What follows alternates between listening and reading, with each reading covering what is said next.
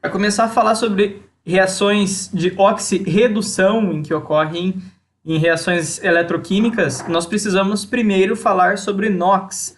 NOx ele é a carga elétrica de um elemento quando ele está sozinho, ionizado, ou quando ele está em uma ligação covalente, aí ele representa a carga parcial desse elemento.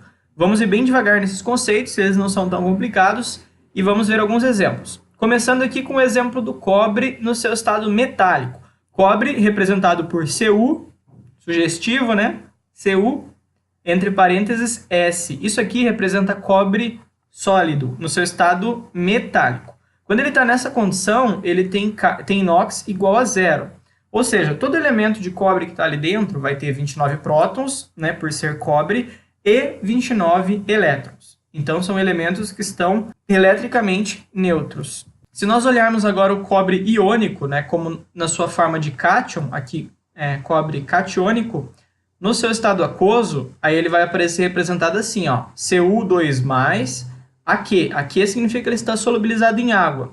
Por exemplo, o cobre ele vem nessa forma de sal aqui, neste exemplo que a gente deu, o sulfato de cobre. Quando você joga em solução, eles se separam e aí forma o cobre 2+, né? Ele literalmente doa 2 elétrons para o ânion sulfato, para o ânion SO4, ele fica com 2 elétrons a mais e esses 2 elétrons a menos. Então, o cobre vai ter 29 prótons e 27 elétrons, por isso que a carga aqui é mais. E se a gente for olhar o sulfato tem mais elétrons do que prótons, né? Então, a solução de sulfato de cobre solubilizado em água é representada por essa equação química aqui, né? Nós temos cobre no seu estado catiônico. Bom, então esse seria o NOx do cobre nessas condições, 2+. Geralmente os exercícios mostram essa carga aqui, tá? E agora vamos ver em moléculas poliatômicas. Aqui nós temos uma tabela de eletronegatividade. A gente tem que entender esse conceito para continuar a explicação. Eletronegatividade é quando tem 2 ou mais elementos ligados e o elemento tende a atrair os elétrons para o lado dele. Isso cria uma carga parcial.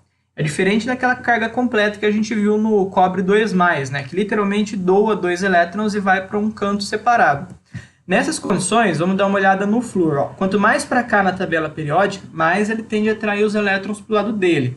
Então, o flúor gosta muito de elétrons e o lítio não gosta tanto. O hidrogênio está separado aqui porque ele não funciona muito bem nessa regrinha, tá? Mas ele também tem a sua eletronegatividade. Se os dois flúors tendem a atrair os elétrons com a mesma intensidade, os elétrons não vão estar nem mais para um lado e nem mais para outro. Ou seja, ambos os flúors vão estar mais ou menos com 9 prótons e 9 elétrons. Mais ou menos eu digo porque eles estão compartilhando esses elétrons, né? Mas se a gente for dar uma olhada aqui, esse vai estar com 9 e esse com 9 também. Lembrando que eu não estou mostrando os dois primeiros elétrons na camada anterior, tá? Só mostro na camada de valência. Agora vamos ver o fluoreto de lítio. Neste caso, o lítio tende a doar os elétrons e o flúor tende a receber esses elétrons. Então, o lítio que só tem um elétron doa para o flúor e o flúor fica com um elétron a mais. Então, o lítio 1+ tem 3 prótons e 2 elétrons somente. E o flúor, que fica 1- porque ele tem 9 prótons e 10 elétrons. Então perde um elétron no lítio e ganha um elétron no flúor. Então, o lítio perde um elétron e o flúor ganha um elétron, certo? Então, esses são os conceitos de NOx, número de oxidação. Se ele estiver no seu estado metálico, ele tem carga zero. Se ele estiver no seu estado iônico, o NOx é igual à carga elétrica dele. Ou se ele estiver numa ligação, depende da sua carga parcial, certo?